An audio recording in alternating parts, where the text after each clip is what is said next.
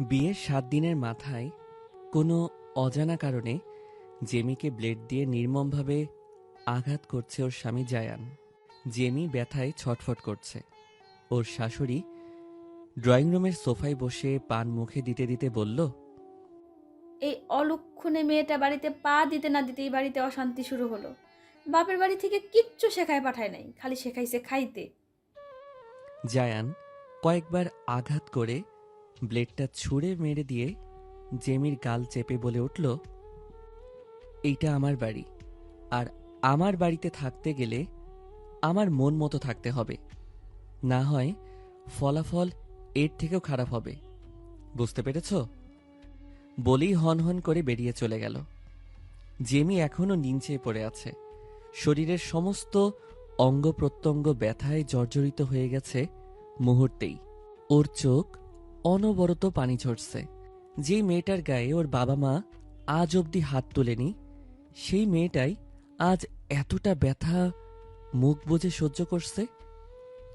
Jamie আর জায়ান ভালোবেসে বিয়ে করেছিল দুজন। জায়ান কখনো জেমির চোখের পানি সহ্য করতে পারত না, আর সেই জায়ান এই আজ নির্মমভাবে আঘাত করল জেমিকে। জেমি কোনো রকম উঠে দাঁড়িয়ে ভেতরে যাওয়ার জন্য পা বাড়াতেই ওর শাশুড়ি আদেশ স্বরে বলে উঠল, এইরকম সব স্বামীরা একটু একটু বইয়ের গায়ে হাত তোলে। এখন আমারে তাড়াতাড়ি খাইতে দাও। সারাদিন কি না খাওয়ায় রাখবা নাকি? খাবারটা আমার ঘরে পাঠিয়ে দিও। বলেই সে উঠে নিজের রুমের দিকে পা বাড়ালো। জেমি আর সহ্য করতে না পেরে রান্নাঘরে গিয়ে দেয়াল ঘেঁষে বসে পড়ল। তারপর হাঁটুতে মুখ গুজে কান্নায় ভেঙে পড়ল। জেমি স্বপ্নেও ভাবিনি জায়ান কখনো এতটা পরিবর্তন হয়ে যাবে। যেই ছেলে বিয়ের ৭ দিনের মাথায় বউকে এমনভাবে মারতে পারে, সেই ছেলে পরবর্তীতে কি করবে ভেবেই জেমি আঁতকে উঠল। বাবা মায়ের কাছেও ফিরে যাওয়ার রাস্তা নেই ওর।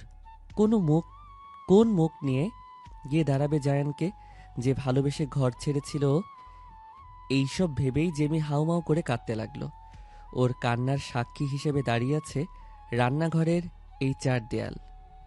আজ জেমির অসহায়ের মতো কান্না কারোর কানে পৌঁছাচ্ছে না।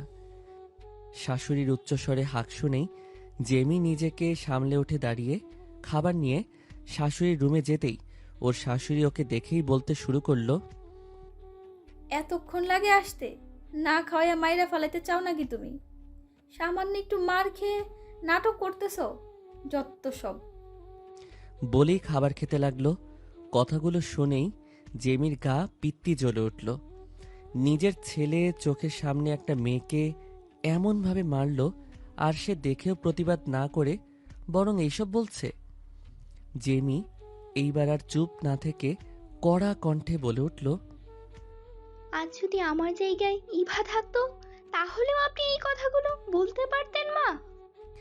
জেমির কথা শুনে ওর শাশুড়ি ওর দিকে রক্তচক্ষু নিয়ে তাকিয়ে গদগদ করে বলে উঠল, তুমি তোমার লগে আমার মাইয়ার তুলনা দিতেছ? আমার মাইয়া কোন দিক দিয়া কম? রূপে গুণে সব দিক দিয়ে হাজারে একজন। আর তোমার তো খালি রূপই আছে, গুণের তো ছিটে ফোটাও নেই। আমার ছেলে খালি তোমার রূপ দেখেই গইলা গেছিল, আর কিছুই না। স্বামীর মন জয় করতে পারো না, আবার মুখের উপর কথা বলো। জেমি ওর শাশুড়ির কথা শুনে আর কিছু না বলে নিঃশব্দে ওর রুম ত্যাগ করল। নিজের রুমে এসে দরজা আটকে দরজায় হেলান দিয়ে বসে পড়ল। আজ ওর শাশুড়ি একটা কথা সত্যি বলেছে, সেটা হলো জায়ান ওর রূপ দেখে গলে গিয়েছিল। জায়ানের মনে জেমির জন্য এক বিন্দু ভালোবাসা নেই। যদি থাকতো তাহলে এমন ব্যবহার করতে পারত? এতদিন তো ভালোই ছিল, তাহলে আজ হঠাৎ জায়ানের কি হলো যে ও এইভাবে আঘাত করল? জেমি জায়ানের সাথে পালিয়ে আসায় জেমির বাড়ির থেকেও জেমিকে মেনে নেয়নি। জেমিদের ফ্যামিলির অবস্থা জায়ানদের থেকেও দ্বিগুণ ভালো। আজ জেমির মায়ের কথা বড্ড মনে পড়ছে।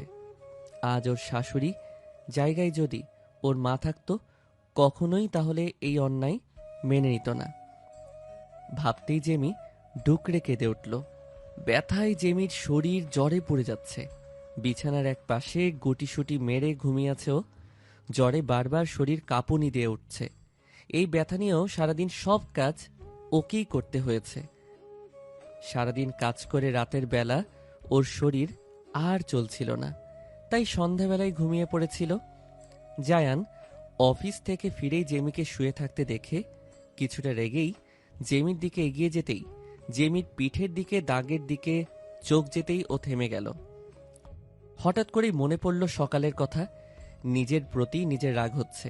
রেগে গেলে ওর মাথা ঠিক থাকে না। রাগের বশে জেমিকে এইভাবে আঘাত করেছে ভাবতেই ওর অনুশোচনা হচ্ছে। জায়ান ড্রয়ার থেকে একটা মলম বের করে আলতো হাতে ওর দাগগুলো লাগিয়ে দিতে লাগলো। জেমির গায়ে হাত দিতেই জায়ান অনুভব করল জেমির শরীর জ্বরে পড়ে যাচ্ছে। জায়ানের এইবার আরও রাগ হচ্ছে। সত্যি মিথ্যা বিচার না করেই জায়ানের এত বড় একটা অন্যায় করা ঠিক হয়নি। জায়ান জেমির মাথায় পাশে বসে ওর মাথায় হাত বুলিয়ে দিতে দিতে মনে মনে ভাবতে লাগলো, আমি জানি আজ আমি অন্যায় করেছি, কিন্তু কি করব বলো? আমার তোমাকে কারোর সাথে সহ্য হয় না। তোমার দিকে কেউ চোখ তুলে তাকালেও আমার কষ্ট হয়। আমি কখনোই আমার ভালোবাসাটা তোমার কাছে প্রকাশ করতে পারিনি। আমাকে ক্ষমা করো প্লিজ। কিন্তু মা আমাকে যা বলল তা যদি সত্যি হয় তাহলে তোমার অবস্থা এর থেকেও ভয়ঙ্কর হবে। তোমাকে আমি ভালোবাসবো, আমি আঘাত করব, আবার আমি ঠিক এইভাবে আঘাতে মলম লাগিয়ে দিব, কিন্তু তুমি শুধু আমারই থাকবে। বলি ওর মাথায় কিছুক্ষণ জলপট্টি দিয়ে উঠে বাইরে চলে গেল। জেমি জানতেও পারল না যেই ছেলেটা সকালে ওকে নির্মমভাবে আঘাত করেছে সেই ছেলেটাই এখন ওর আঘাতে মলম লাগিয়ে দিয়েছে। জায়ান ছাদের এক কোনায় দাঁড়িয়ে সিগারেট টানছে। এই একটা জিনিস জেমি একদম সহ্য করতে পারে না।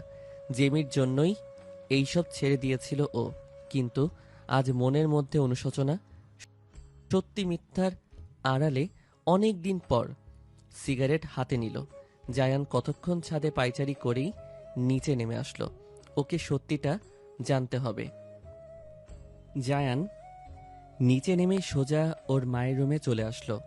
জায়ানকে এই সময় নিজের রুমে দেখে ইরা বেগম একটু ঘাবড়ে গেল, কিন্তু সেটা জায়ানকে বুঝতে না দিয়ে হাসি মুখে প্রশ্ন করে উঠল, জায়ান বাবা, তুই এই সময় এই রুমে?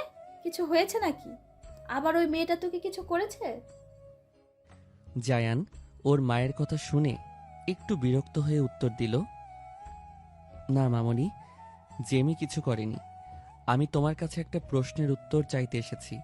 তুমি আমাকে সত্যি উত্তর দেবে মামনি, প্লিজ। ইরা বেগম জড়তা ভরা কণ্ঠে বলল।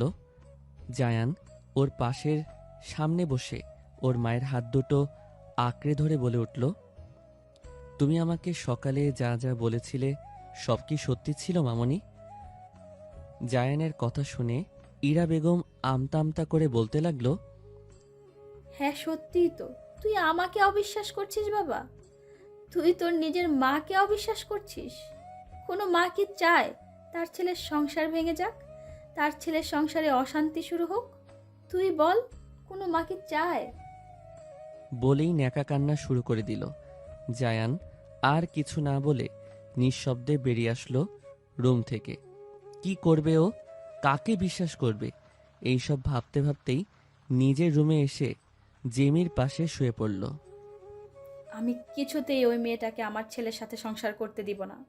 সংসারে আগুন লাগিয়ে দিয়েছি, সময় মতো আগুনে ঘিটা তুমি ঢালবে, আর তারপর আমার ছেলের বউ তো হবে তুমি। ইরা বেগমের কথা শুনে ফোনের ওপাশে থাকা মেয়েটার মুখে জয়ের হাসি ফুটল। ইরা বেগমের বোনের মেয়ের সাথে তার ছেলের বিয়ে দিতে চেয়েছেন উনি অনেক আগেই, কিন্তু মাঝে জায়ান ভালোবাসে জেমিকে বিয়ে করায় উনি কিছুতেই তা মেনে নিতে পারেননি এসব।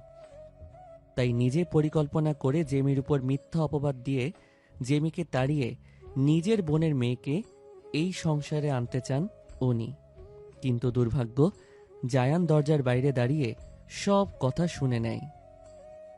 ছি মামনি, তুমি এত নীচ! তোমার কথায় একটা নির্দোষ মেয়েকে এত শাস্তি দিলাম আমি। তোমাকে নিজের মা বলি পরিচয় দিয়ে ঘৃণা হচ্ছে আমার। তুই মানে বাবা, তো তুই ভুল। চুপ! আমি জেমিকে নিয়ে আজই বাড়ি ছেড়ে চলে যাব। তুমি যদি আমাদের ভালোবেসে মেনেই না নিতে পারো তো তোমার সাথে আমরা থাকবো না। না না বাবা, যাস না, আমি নিজের ভুল বুঝতে পেরেছি, আমায় ক্ষমা কর, আমায় ক্ষমা করো, আমি আর কখনো তোর সংসারে অশান্তি করব না।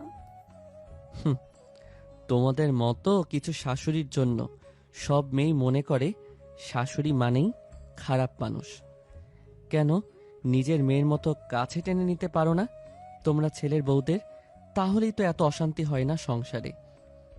নিজের মেয়ে না হোক, আপন করে বন্ধু মানিয়ে তো ভালোবাসতেই পারো। তুমি তো মা, সবার মা। নিজে ভালো ব্যবহার দিয়ে দেখো, 10 গুণ ভালোবাসা বিনিময় পাবে।